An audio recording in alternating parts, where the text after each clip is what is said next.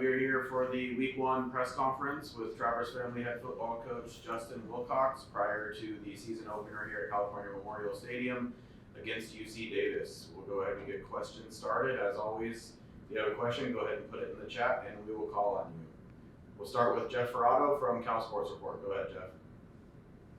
Justin, I'm not going to ask you the question you think I'm going to ask you. Instead, you've got a lot of change on your team on both sides of the ball. An awful lot of new players. Transfer portal was pretty busy. Do you have a sense of what your team is going to look like, or do you have to really wait until Saturday afternoon to know that? I think the true test is, game day, Jeff. I have a lot of confidence in the guys that returned and then the guys that we added, either through the transfer portal or high school. But yeah, there is a process in terms of getting to playing together, creating that chemistry, I think, which is really, really important on offense, defense, and special teams. So ultimately the test is on Saturdays, but I'm excited for them. I'm excited for us. And, we'll have a lot of growth, just being out there on the field together for the first time. And we'll need to make sure that each and every play, series, game that we're out there, that we're getting a little bit better.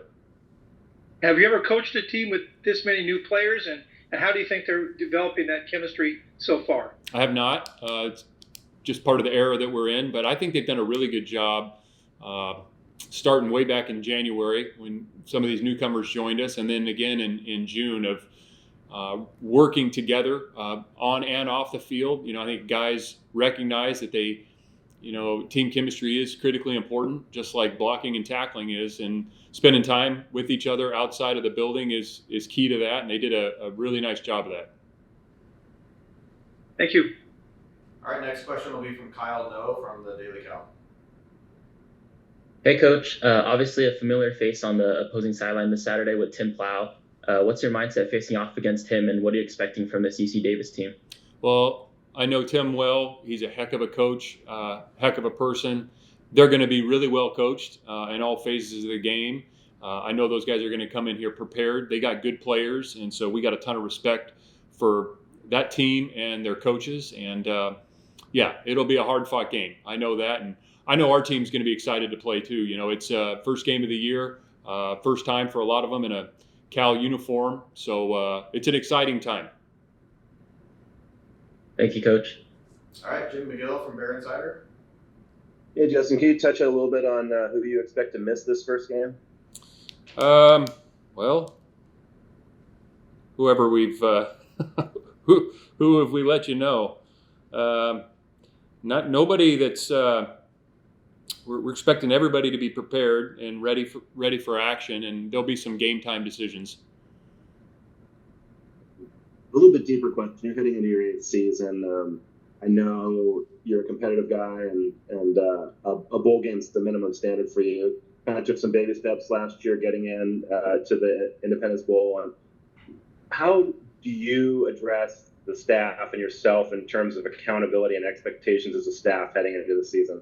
Our job is to maximize every opportunity we get to be on the field. And you're right, it's about winning. And winning, comes down to usually a couple small things, and we've got to do a better job there than we've done in the past. So that's recruiting, depth, development physically, it's schemes, it's the players performing at critical moments. It's all those things, because if you look back in the past few years, the number of one-score games that we were on the wrong end of isn't acceptable. So our job is to identify what needs to improve and give the players the absolute best opportunity to make those improvements, and how we train them, how we prepare them, and how we practice. And then ultimately it's shared responsibility between the coaches and the players that we go out and perform on Saturdays. Through this month of preparation for the season, do you see steps in the right direction? Absolutely. It's been an incredibly competitive camp. There's some, players that are going to step forward when it goes live and it's game time that I'm really excited to watch and see. And I would say there's, a number of positions where, there isn't a real pecking order quite yet in the depth chart, and how they perform, this week preparing on Saturday and game day that's where the depth chart will begin to settle more and more, is the guys that show up and compete at a high level on game day. And so I'm excited to see who that's going to be, and a lot of guys are going to get those opportunities. Thanks. All right, Thomas Dunn from Right for California. Good afternoon, Justin. You've seen several different iterations of this team throughout your time as head coach, and you've seen how this group has come together through spring ball, summer workouts, and now fall camp. Why is this the group that's going to make noise in the ACC? Well, again, it comes down to the smallest of things, and it's making the critical plays in key moments. We have some really good players who are returning. We had some guys last year who got valuable experience, and then we added a number of players in the offseason that made the position battles much more intense. So the idea is you want iron to sharpen iron and the competition to bring out the best in everybody. And then when we have the opportunity to make a play in a key moment, that we make it. And the hard thing is you never know exactly when that key moment's coming. And so I think our players have done a heck of a job preparing. Our coaches have done a great job with them. And now it's time to go play. And, I'm not expecting we're going to aim for perfection. I'm not expecting it to go perfectly. And then we got to continue to improve, like I said, even throughout this week, during the game, and each and every game following up, because that's what good teams do. Thank you. Next one will be Jake Curtis from Cal Sports Report. Be your starting quarterback. We will have a starting quarterback. I'm not going to announce it today. I feel really good about the quarterback room. It's been very competitive in there, and really looking forward to watching that position compete. What are the benefits of not announcing? What are the benefits to announcing? That's not my question. My question is, what are the benefits of not announcing? Well, I don't see that it helps our team right now, to be honest with you, Jake. One last thing. Do you foresee more than one quarterback playing in the first half? It's possible. All right, we'll go to Steve Croner from the SF Chronicle. So how you doing? Good. How are you? Good. Kind of a big picture question. I'm not old enough to have seen the past 70 years of Cal football, but I've seen probably the past 50. And you were on the staff of one of three teams in the past 70 years at Cal that won 10 games when you were in 2004. What are some of the characteristics, beyond having Aaron Rodgers, of course, of that team that you could see, or at least see develop in this team to make it the fourth 10-win team at Cal in the past 70 years? That's a great question, Steve. Well, it's hard to dismiss the talent. When you have Aaron Rodgers and Marshawn and that group of guys, I mean, those guys are, some of the best to ever play their positions. And so Coach Tedford had a great coaching staff. He did a phenomenal job, and those guys were elite level players. I think the competitiveness was obvious, and I thought the offense and defense back and forth in practice, I remember how competitive that was, and that gives me, you always want to see that. You want to see the offense and the defense go back and forth during practice and see those earned plays, and not, one side making a really good play because the other side busted. You want to see earned plays, and we talked about that the other night in our last Friday night meeting. Just the level of earned plays that we've seen in camp is encouraging. Now, we got to go out and perform on Saturdays. That's the ultimate test, and that's what we're excited to do this Saturday. All right, we'll go to Cody Henderson from the League Winners. Hey, Coach. Any player in particular that you might have noticed in the spring that kind of carried it over into fall camp that has, sort of stepped into a leadership role for this team? Yeah, there's been a bunch of them, Cody. Be hard for me to pinpoint one, but I think obviously the returners coming back on offense with Jaden and TJ, those are some obvious ones. I think Jack Indries had done a heck of a job in the offseason. Defensively, again, some of those returners. But I think one guy that probably jumps out more than anybody is David Reese. David has been here a couple years now, and he garnered more votes in our team captain voting than any other player on the team. And so that tells you what type of person he is, what type of player he is. And again, to only be here 2 years and be the highest vote getter in the captain voting is pretty impressive. So David would probably be the one if I had to pick one. Thanks, Coach. You got it. Our next question will be from Joe Fonzie.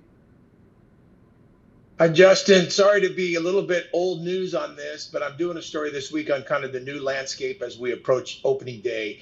So we know what the negatives are about the travel and all that. What are the positives about this new conference and the new challenge for you guys? Yeah, well, I mean, your exposure over multiple time zones. You know, we're going to get the chance to play on the Eastern Seaboard against some great programs with great tradition, and our players and our brand and the university will be getting exposure to maybe people they haven't in the past. And so I think that's a really good thing. Yeah, are the flights a bit longer? Sure they are, but there's nothing we can do to change the length of the trip. We'll mitigate that through great travel planning, but I think it's going to be really cool to go out there and play against some of these teams that we've never played before and places we've never been before, and people are going to get a chance to watch us on TV or in person that have never seen us before. So I think that's a really good thing. Is it a little bit weird that you and Stanford are kind of kindred spirits in all of this now? Oh, I don't know if it's weird. Nothing really surprises me anymore. Not in this era of college football. I think we're both, I don't want to speak for them, but I would imagine they feel like we do. We're excited to be a part of the ACC and looking forward to the challenge. So you're kind of balancing that with, you know, a Pac-12 guy yourself. You know, you played in the conference, all of those traditional rivalries that are gone. That can be balanced by the fact that it's just kind of a new world out there and new things for your players to experience. Yep, and I think it's new for everybody throughout the country. Everybody's feeling it. It's a time of change in college football, and got to embrace it and keep our knees bent. You know, it's not done changing. I'd put it that way. So we're looking forward to it. We get to play football. We're going to play some great teams. We're going to have new teams coming into our place too. So I think we're going to make the most of it, and our guys are ready to roll. Thank you. You got it. All right, we'll go back to Jeff Ferrato. Justin, your tight end group has gotten fairly deep. You've added to it. I'm wondering what JT Burns' status is with your team and in that group. You know, JT's done a really good job in camp. He is a hard-working guy. He has some roles on our team for sure, but as you mentioned, that room got very competitive with Jack. You know, Corey Dyches has done a really good job this camp. He brings a unique element to that room in terms of his twitchiness and run after catch. Big Jeff Johnson is a tough guy that's got a role for us. Ben Marshall's had some really good moments in camp. He's just got to be more consistent. And again, we love JT and what he brings to the team and his work ethic and toughness, and he'll have roles for us. Thank you. All right, back to Jim McGill. You guys were mixing and matching on the offensive line quite a bit during fall camp, and obviously rotating at quarterback between Chandler and Fernando. Are you trying to keep the same starting unit on the field this week to get some continuity heading into the first game? Yeah, we're always trying to keep the best players on the field as long as possible. There's going to be competition at some of these spots that you mentioned, and so more than one player has earned the right to play the game. And to assume that we're going to have the same 11 throughout the entire season, you know, that won't happen in college football. So we're going to play guys that have earned the right to play, and then you know, it'll be up to them to go out and perform at a high level with our help. All right, we'll swing to Thomas Dunn. Justin, players have leaned on their coaches for advice on how to improve. In your tenure as a head coach, who have you leaned on in order to garner advice on whether to improve situationally or in general? Who have you in particular gone to for that type of advice? Oh, I have a